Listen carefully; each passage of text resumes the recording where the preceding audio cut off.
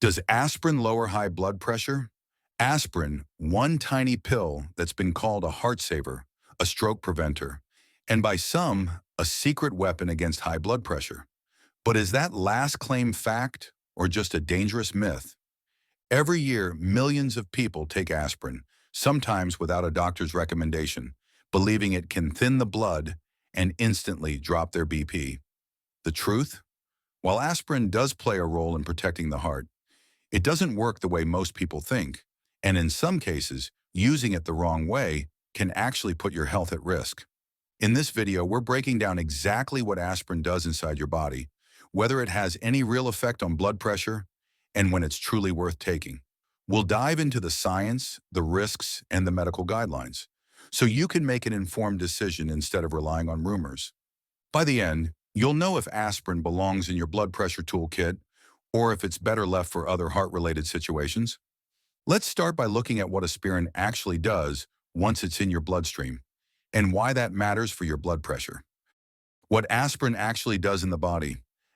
Aspirin is one of the most widely used medications in the world, and for good reason, it's been saving lives for decades. But to understand whether it can lower blood pressure, you first need to know what it actually does in your body. Aspirin's main job: blood thinner, not BP-lowering drug. Aspirin belongs to a class of drugs called nonsteroidal anti-inflammatory drugs, NSAIDs. Unlike other NSAIDs used for pain relief, aspirin has a unique ability. It irreversibly inhibits platelet aggregation. Platelets are tiny blood cells that clump together to form clots when you get injured. While clotting is essential to stop bleeding, clots inside arteries can cause life-threatening problems, like heart attacks and strokes. By making platelets less sticky, aspirin reduces the likelihood of these dangerous clots forming. This is why doctors often prescribe it for people with a history of heart attack or stroke, patients with stents or certain heart conditions, those at high risk for cardiovascular events. The blood flow versus blood pressure confusion. Here's where the myth starts. Because aspirin can improve blood flow by preventing clots, many assume it must lower blood pressure. But blood pressure and blood flow are not the same thing. Blood pressure is the force your blood exerts on artery walls. Aspirin doesn't directly relax blood vessels or reduce the volume of blood, two main ways BP is lowered. Instead, it simply makes it easier for blood to travel through by preventing blockages. Secondary effects on BP. In some cases, aspirin may cause a slight drop in blood pressure, but this is often due to indirect factors. Reducing inflammation in blood vessels may help them function slightly better. Thinner blood moves more easily, which can marginally reduce vascular resistance. However, these effects are usually minor and not enough to treat hypertension. Why doctors prescribe aspirin? It's important to remember that aspirin is prescribed for prevention of clot-related cardiovascular events, not for lowering high BP. In fact, if you have uncontrolled hypertension, starting aspirin without medical advice can be risky because it increases the chance of bleeding inside the brain in the event of a stroke. Aspirin is a clot prevention tool, not a blood pressure medicine. The next question is, what does science actually say about aspirin's impact on BP in real patients? Up next, we'll break down what research shows about aspirin and blood pressure and why timing might matter in some cases. The science on aspirin and blood pressure. When it comes to aspirin's effect on blood pressure, the research is mixed, but not in the way many people expect. The bottom line? Aspirin is not a proven treatment for hypertension, but there are some interesting findings worth unpacking. Most studies show little to no direct BP-lowering effect. Large-scale studies have repeatedly found that aspirin doesn't significantly change blood pressure readings in the general population.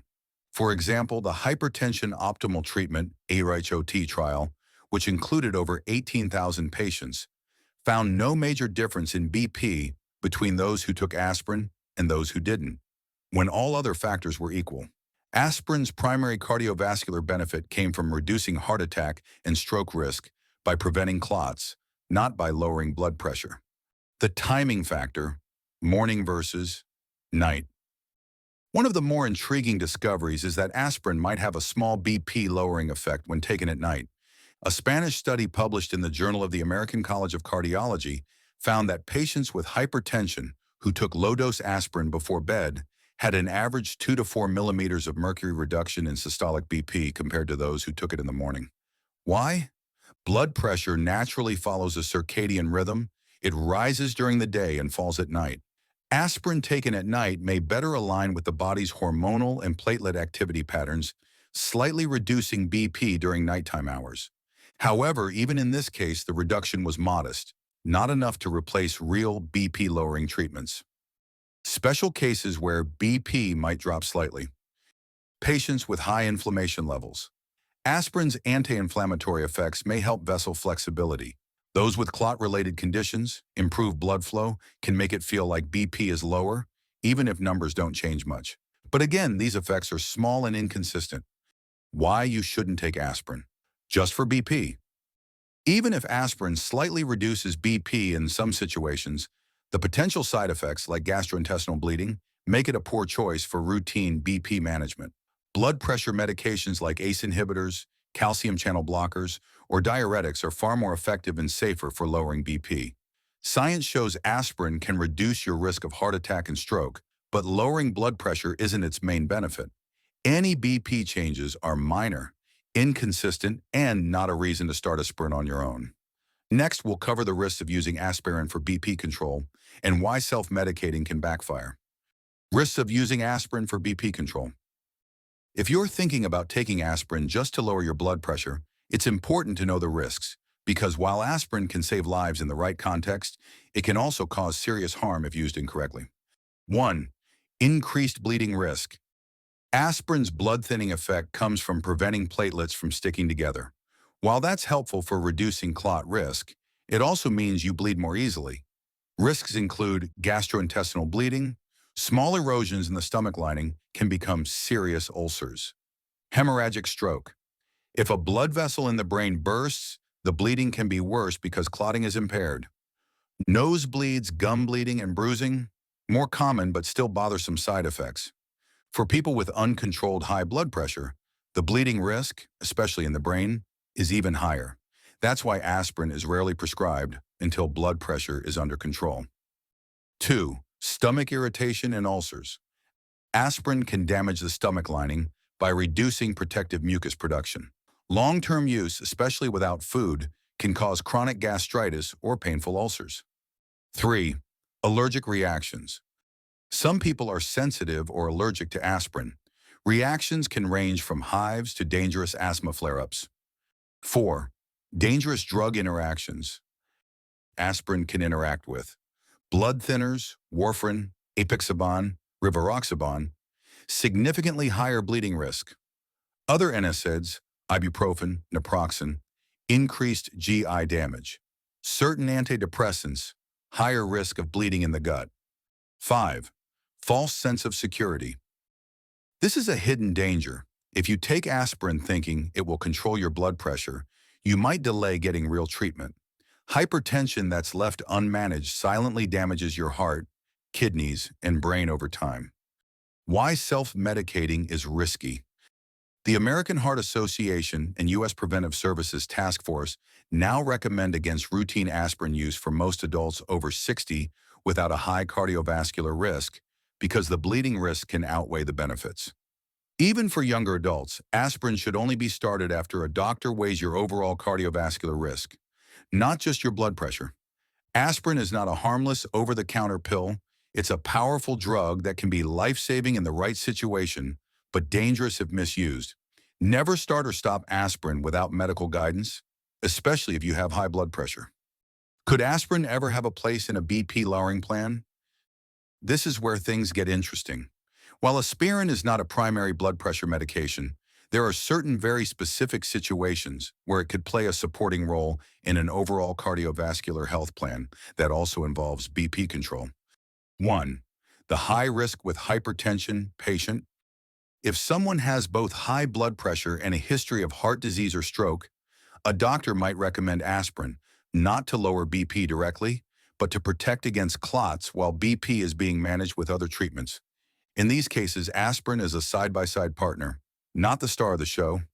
The heavy lifting on BP is still done by lifestyle changes and antihypertensive medication. 2. Aspirin's indirect benefits. Some studies suggest that aspirin's anti-inflammatory effects may help keep blood vessels flexible over time.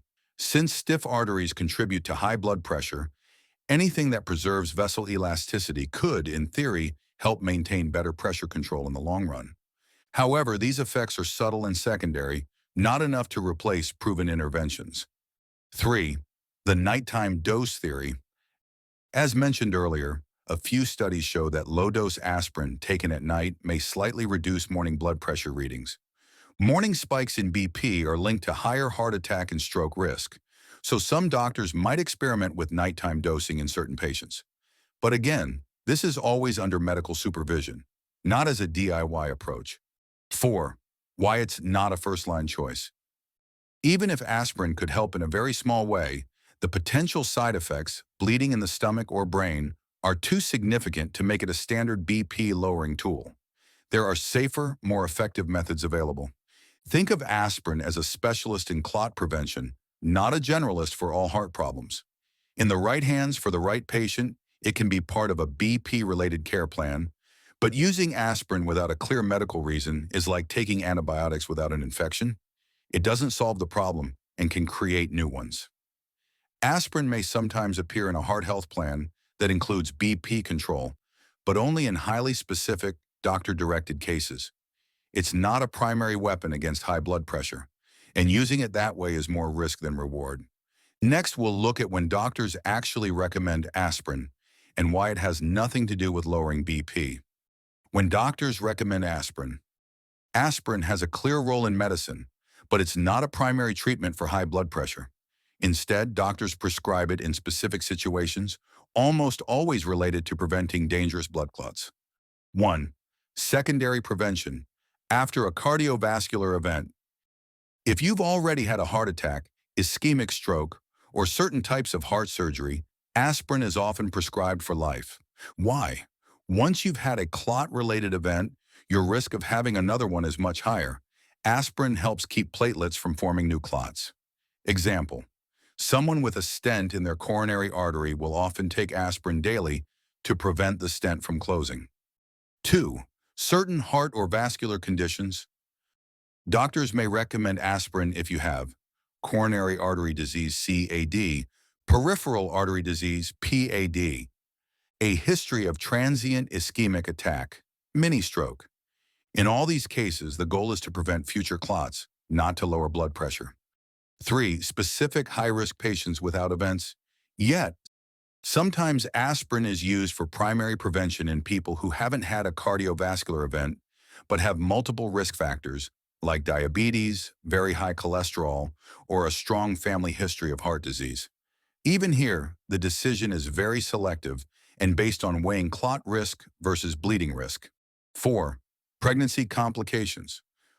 Low-dose aspirin is sometimes prescribed for pregnant women at high risk of preeclampsia, a dangerous condition that involves high blood pressure. Important: this is done only under medical supervision and for very specific reasons. It's not a general BP treatment. 5. Timing and dosage. Low-dose aspirin, 81 to 100 milligrams daily, is the most common prescription for prevention. In certain cases, full-dose aspirin may be used short-term after a major event. The timing of the dose, morning versus night, may be adjusted based on the patient's health profile. Why doctors don't prescribe it for hypertension alone. High blood pressure is usually treated with lifestyle changes, prescription BP lowering medications, ACE inhibitors, diuretics, beta blockers, etc. Aspirin simply does not lower BP enough to be considered a treatment option. Aspirin's primary role is clot prevention, not blood pressure management. If your doctor prescribes aspirin, it's because your cardiovascular risk profile suggests that preventing a clot is worth the potential bleeding risks. Next, we'll go over proven, effective ways to lower your blood pressure without relying on aspirin. Real ways to lower blood pressure without aspirin. If your goal is to bring your blood pressure down, there are far safer and more effective options than taking aspirin. These methods target the actual causes of hypertension rather than hoping for a small side effect from a blood-thinning drug. 1. Improve your diet. Reduce sodium. Aim for less than 1,500 to 2,000 milligrams per day. Excess salt causes fluid retention, raising BP. Increased potassium, bananas, spinach, sweet potatoes, and beans help balance sodium's effects. Follow the DASH diet, rich in fruits, vegetables, whole grains, lean proteins, and low-fat dairy. Limit added sugars and processed foods. High sugar intake indirectly raises BP through weight gain and inflammation. 2. Stay physically active. Aerobic exercise, walking, swimming, cycling, or dancing for at least 30 minutes most days. Strength training, 2 to 3 sessions per week to improve vascular health and metabolism. Regular activity makes your blood vessels more flexible, improving circulation and lowering resistance. 3. Manage stress. Chronic stress triggers the release of cortisol and adrenaline, both of which raise blood pressure. Practice deep breathing, meditation, or yoga. Take short breaks during work to stretch and relax. Protect your sleep schedule, 7 to 9 hours nightly. 4. Maintain a healthy weight. Even modest weight loss, 5 to 10 pounds, can lower BP significantly in overweight individuals. Extra weight forces the heart to pump harder, increasing vessel strain. 5. Limit alcohol and quit smoking. Alcohol in excess can raise BP and cause heart rhythm problems. Smoking damages arteries and stiffens blood vessels, making hypertension harder to control. 6. Take doctor-approved medications when needed. For many people, lifestyle changes alone aren't enough. Safe, effective, BP-lowering medications include ACE inhibitors and ARBs, relax blood vessels. Calcium channel blockers, reduce vessel tightness. Diuretics, reduce fluid volume. These work directly on the mechanisms that cause high blood pressure, unlike aspirin, which targets clotting. Lowering blood pressure is about reducing the strain on your arteries, not thinning your blood. Lifestyle improvements, combined with the right medication when needed, are the safest and most effective strategies. Aspirin has its place, but that place is not as your go-to hypertension treatment. Next, we'll debunk the most common myths about aspirin and hypertension so you can separate fact from fiction. Aspirin and hypertension, clearing the myths. Aspirin's reputation as a heart pill has led to many misunderstandings about its role in blood pressure control. Let's separate the myths from the medical facts so you can make informed choices. Myth 1. Aspirin lowers blood pressure like medication. Fact: aspirin does not work like antihypertensive drugs. Blood pressure medications act by relaxing blood vessels, reducing fluid volume, or slowing the heart. Aspirin only reduces the blood's ability to clot. Any BP change from aspirin is typically very small and inconsistent. Myth 2. If I take aspirin daily, I don't need BP medicine. Fact: this is dangerous thinking. Uncontrolled hypertension silently damages the heart, brain, and kidneys over time. Relying on aspirin alone means you're ignoring the actual problem. Myth 3. Aspirin is safe for everyone. Fact: aspirin can be dangerous for people with uncontrolled high blood pressure, a history of bleeding disorders, stomach ulcers or chronic gastritis, allergic reactions to non-steroidal anti-inflammatory drugs. Myth 4. Low-dose aspirin is harmless. Fact: even small doses can cause internal bleeding, especially in older adults or those on other blood-thinning medications. Myth 5. Aspirin is a good prevention tool for anyone over 40. Fact: current guidelines say aspirin is not for routine use in healthy adults without heart disease. The decision should always be individualized based on cardiovascular risk versus bleeding risk. Why the confusion persists? Media coverage often focuses on aspirin's benefits for heart attack prevention, leading people to assume it helps with all heart-related issues, including BP. Anecdotal reports of people feeling better after taking aspirin may be due to reduced clot risk or inflammation, not actual BP reduction. Aspirin can be life-saving for the right person, but it's not a blood pressure drug.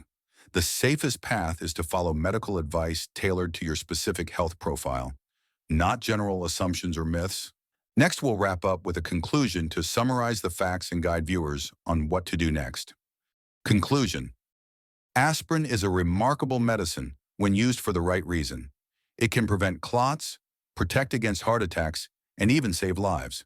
But here's the truth. Lowering blood pressure is not one of its main jobs. The science is clear. Aspirin doesn't significantly reduce blood pressure for most people. Any small BP changes are inconsistent and not strong enough to replace real hypertension treatments. What aspirin does do is reduce the stickiness of platelets, making it harder for clots to form. That's why it's prescribed for people with certain heart conditions, previous strokes, or very high cardiovascular risk, not as a substitute for diet, exercise, or blood pressure medication. If you have high blood pressure, your best strategy is still the proven path. Eat a heart-healthy, low-sodium diet, stay physically active, manage stress, take your doctor-prescribed medications as directed. And when it comes to aspirin, never start or stop it on your own. The risks, like bleeding in the stomach or brain, are real, especially if your BP is uncontrolled. Always make this decision with your healthcare provider. If you found this breakdown helpful, hit that like button, subscribe for more doctor-approved heart health tips, and share this video with someone who's confused about aspirin and blood pressure. Remember, knowledge is the first step toward protecting your heart